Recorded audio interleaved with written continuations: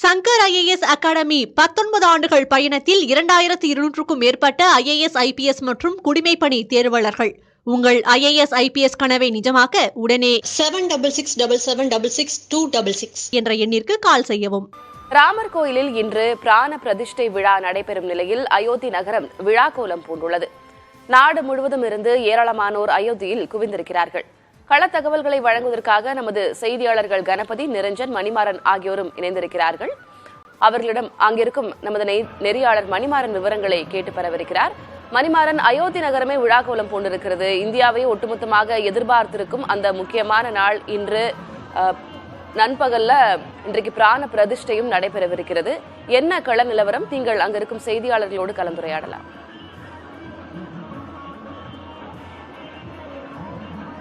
நன்றி திலகவதி. இப்ப நம்ம இருக்கிறது ராம்பத் சாலை அப்படின்னு சொல்ற ஒரு முக்கியமான சாலை. இங்க நீங்க பாக்குற வாகனங்கள் எதுவாக இருந்தாலும் அது பாதுகாப்பு அதிகாரிகளின் வாகனங்களாக இருக்கும் அல்லது காவல்துறையினரின் வாகனங்களாக இருக்கும். ஊடக நண்பர்களுக்கு கூட யாருக்குமே அனுமதி கிடையாது. அந்த அளவுக்கு முழுக்க இந்த நகரமே காவல்துறையின் பாதுகாப்பு துறையினரின் கட்டுப்பாட்டுக்குள் வந்திருக்கிறது. நான் இருக்கிற ராம்பத் சாலை, அதே மாதிரி செய்தியாளர்கள் கணபதியும் நிரஞ்சனும் வேறு பகுதிகளில் இருந்து இணைந்திருக்கிறார்கள். அவர்கள் இருக்கும் இடத்தின் நிலவரத்தை அவர்களோடு கேட்டு பெறலாம். கணபதி, நீங்க எந்த இடத்துல இருக்கிறீங்க? அந்த இடத்துல கள சூழல் எப்படி இருக்கு?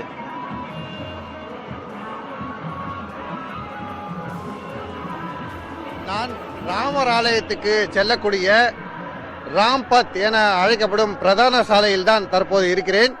இந்த புறம் நீங்கள் பார்க்கலாம், காலை 7:30 மணி கிட்டத்தட்ட ஆக இருக்கிறது. தற்போது 7 மணியை தாண்டி விட்டது. இருந்த போதிலும் விளக்குகள் எரிந்த வண்ணம் இருக்கின்றன. அலங்கார விளக்குகள் இன்னும் கூட இங்கே நன்றாக தெரியும் அளவுக்கு இன்னும் இருட்டாகவே இருக்கிறது. முழுமையாக வெளிச்சமாகவில்லை. குளிர் போர்வை அயோத்தி முழுவதும் போர்த்தப்பட்டிருக்கிறது. நேற்று இரவிலும் சரி, இன்று பகலிலும் இப்போது காலையிலும் சரி, குளிர் அதிகமாகவே இருந்து கொண்டிருக்கிறது. சூரிய வெளிச்சம் என்பது இல்லை. இத்தகைய சூழ்நிலையில் வாகன போக்குவரத்து இந்த சாலையிலே முழுவதுமாக தடுத்து நிறுத்தப்பட்டிருக்கிறது. நாம் நடந்தே வந்துதான் இந்த இடத்தை அடைந்திருக்கிறோம். இதன் பிறகு வேறு எங்கே செல்ல வேண்டும் என்றாலும் இன்று நடந்துதான் செல்ல வேண்டும் என்கிற சூழ்நிலை ஏற்பட்டிருக்கிறது. எல்லா புறங்களிலும் போலீசார் அதிக எண்ணிக்கையிலே குவிக்கப்பட்டிருக்கிறார்கள். போலீசாருக்கும் குளிர் பாதிப்பு இருக்கிறது என்பதால் அவர்கள் இங்கே குளிர் காய்வதற்காக ஹீட்டர்களும் அமைக்கப்பட்டிருக்கின்றன. அந்த அளவுக்கு குளிர் அதிகமாக இருக்கிறது. ஆகவேதான் இப்படி இவர்கள் இதன் அருகே நின்று குளிர் காய வேண்டிய சூழல் ஏற்பட்டிருக்கிறது.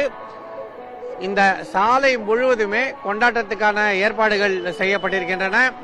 ஆங்காங்கே இது போன்ற கலைஞர்கள் தங்களுடைய இசைக்கருவிகளை தயாராக வைத்துக் கொண்டிருக்கிறார்கள். இன்னும் சிறிது நேரத்திலே இந்த இசை நிகழ்ச்சிகள் எல்லா இடங்களிலும் தொடங்க இருக்கின்றன. குறிப்பாக ராம் ஜனம்பூமி ஆலயத்திலே காலை 10 மணி முதல் பல்வேறு மாநிலங்களை சேர்ந்த பாரம்பரிய இசைக்கருவிகள் இசைக்கப்பட இருக்கின்றன. அதிலே தமிழ்நாட்டை சேர்ந்த நாதஸ்வரம், தவில் போன்ற வாத்தியங்களும் இடம்பெறுகின்றன என்பது குறிப்பிடத்தக்கது. எல்லா ஏற்பாடுகளும் முழுமையாக செய்யப்பட்டுவிட்டன. இன்னும் சிறிது நேரத்திலே முக்கிய விருந்தினர் வந்து சேர்வார்கள் என தெரிவிக்கப்பட்டிருக்கிறது. காலை 10 மணிக்கு முன்னதாக முக்கிய விருந்தினர்கள் அனைவருமே, அதாவது ரஜினிகாந்த் உள்ளிட்ட சினிமா நட்சத்திரங்கள், முகேஷ் அம்பானி உள்ளிட்ட தொழிலதிபர்கள், சச்சின் டெண்டுல்கர் உள்ளிட்ட விளையாட்டு வீரர்கள் ஆகிய அனைவருமே அயோத்தி ராம் ஜனம்பூமியிலே அமர்ந்திருப்பார்கள். அதன் பிறகு 10 மணிக்கு பிரதமர் நரேந்திர மோடி அயோத்திக்கு வருகிறார். அவர் விமான நிலையத்திலிருந்து ஹெலிகாப்டர் மூலமாக ஆலயம் அருகே உள்ள ஹெலிபேடுக்கு வந்து இறங்குகிறார். 10:30 மணிக்குள் அவர் ஆலய வளாகத்துக்குள் நுழைந்து 11 மணியிலிருந்து 12 மணி வரை பல்வேறு பிரமுகர்களை சந்திக்க இருக்கிறார். அதன் பிறகு 12 மணியிலிருந்து முக்கிய நிகழ்வு தொடங்க இருக்கிறது. 12:40க்கு அந்த முக்கிய நிகழ்வுகள் நடந்து முடிந்துவிடும். அதற்கு இப்போதே தங்களை தயார் செய்து கொண்டு கொண்டாட்டங்களுக்கு கலைஞர்கள் மற்றும் பக்தர்கள் தயாராக இருக்கிறார்கள். ஆகவே இன்று அயோத்தி முழுவதுமே விழாக்கோலம். அதே சமயத்திலே பிரமுகர்கள் பலரும் வருகிறார்கள். பிரதமர் நரேந்திர மோடி உள்ளிட்ட முக்கியஸ்தர்கள் இங்கே இருப்பார்கள் என்பதால் பலத்த பாதுகாப்பு ஏற்பாடும் செய்யப்பட்டிருக்கிறது. இதற்கிடையே அயோத்தி இந்த கொண்டாட்டத்துக்கு முழுமையாக தன்னை அலங்கரித்துக் கொண்டு தயாராக இருக்கிறது.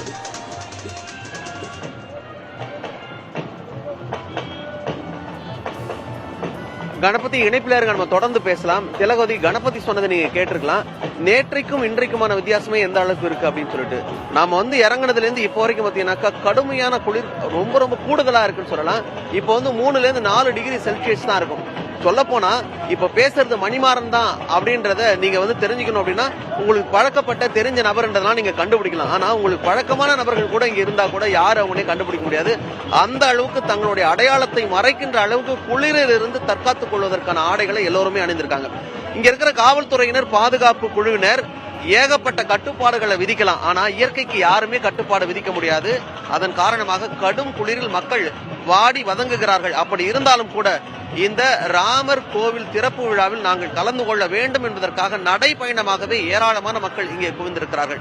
நம்ம பார்க்கலாம். இப்போ நான் நிக்கிற இந்த இடத்துல இருந்து ரொம்ப அருகில் கலைக்குழுவினர் அவங்கவங்க அங்கங்க மேடை போட்டு இசை கருவிகளை வாசிக்கிறது, பாடல்களை பாடுறது அப்படின்னு கொண்டாட்டம் இங்க மிகப்பெரிய அளவுக்கு களை கட்டுது.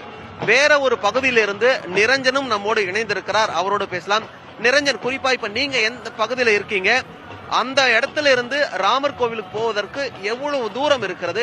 நேற்று இரவு நாம பார்த்ததுக்கும் இப்ப பாக்குறதுக்கும் அந்த இடம் எந்த அளவுக்கு மாறி போயிருக்கு, எந்த அளவுக்கு வித்தியாசம் இருக்கு, எந்த அளவுக்கு கூடுதல் கட்டுப்பாடுகள் விதிக்கப்பட்டிருக்கு?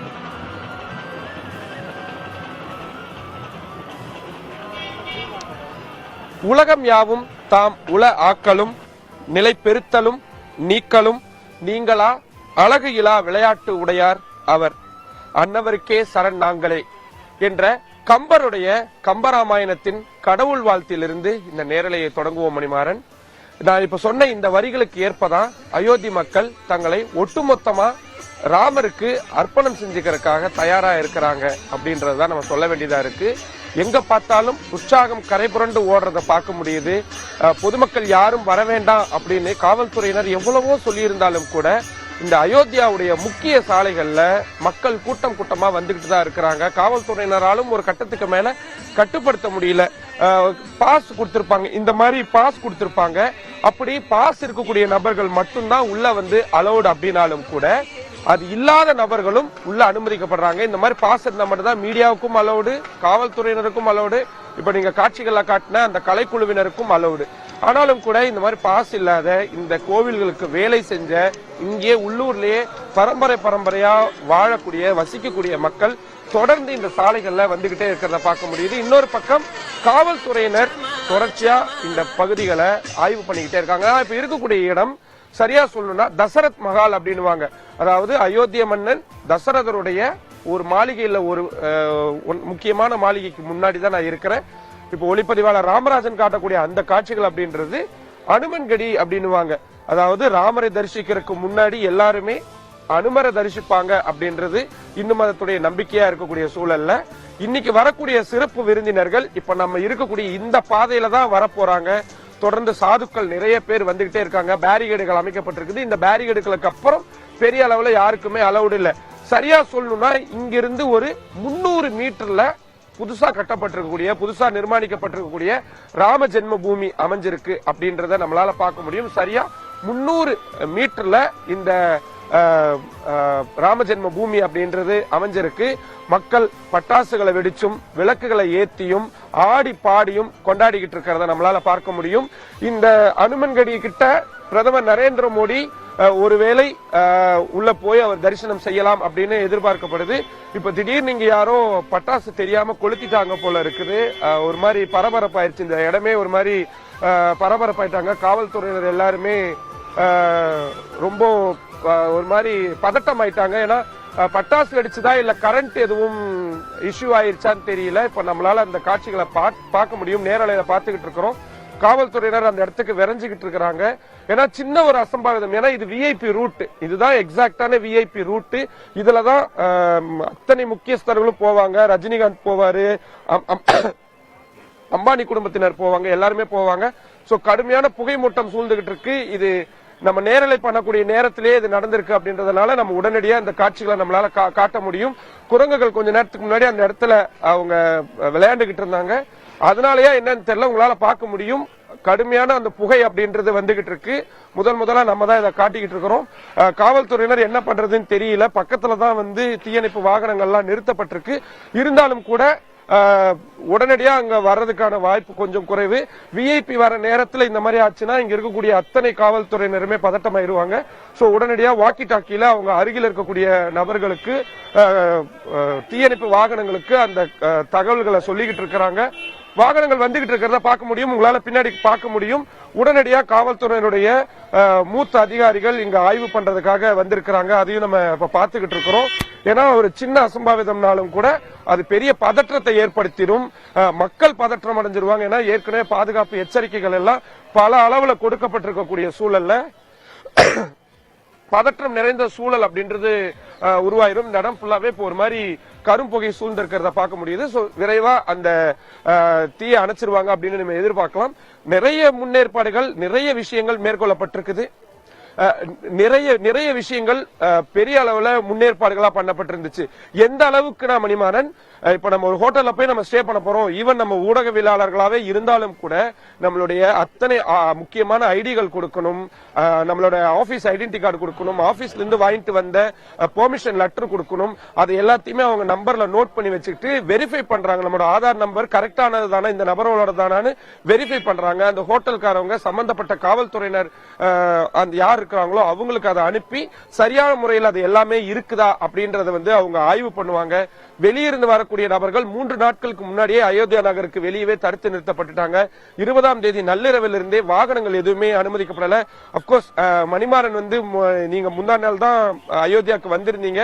வரும் வழியில எவ்வளவு ரெஸ்ட்ரிக்ஷன்ஸ் இருந்துச்சுன்னு தெரியும். 10 கிலோமீட்டருக்கு முன்னாடியே வாகனங்கள் எல்லாத்தையுமே நிறுத்தி அதுக்கப்புறமா தான் ஊடகவியலாளரா இருந்ததுனால உங்களை அலோவ் பண்ணிருக்காங்க. மற்றபடி வெளியாட்கள் யாரா இருந்தாலும் யாருக்கும் அலௌட் இல்ல.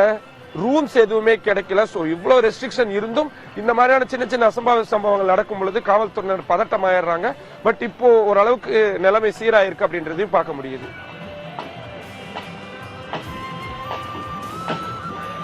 நிரஞ்சன், கணபதி 2 பேருமே இணைப்புல இருங்க. இன்னும் நிறைய நம்ம தகவல்களை கொடுக்க வேண்டியது நேயர்களை குறிப்பா சென்னையிலிருந்து, தமிழகத்திலிருந்து அயோத்தி வரைக்கும் செய்திகளை வழங்குற ஒரு சில தொலைக்காட்சிகளை புதிய தலைமுறையும் ஒன்று.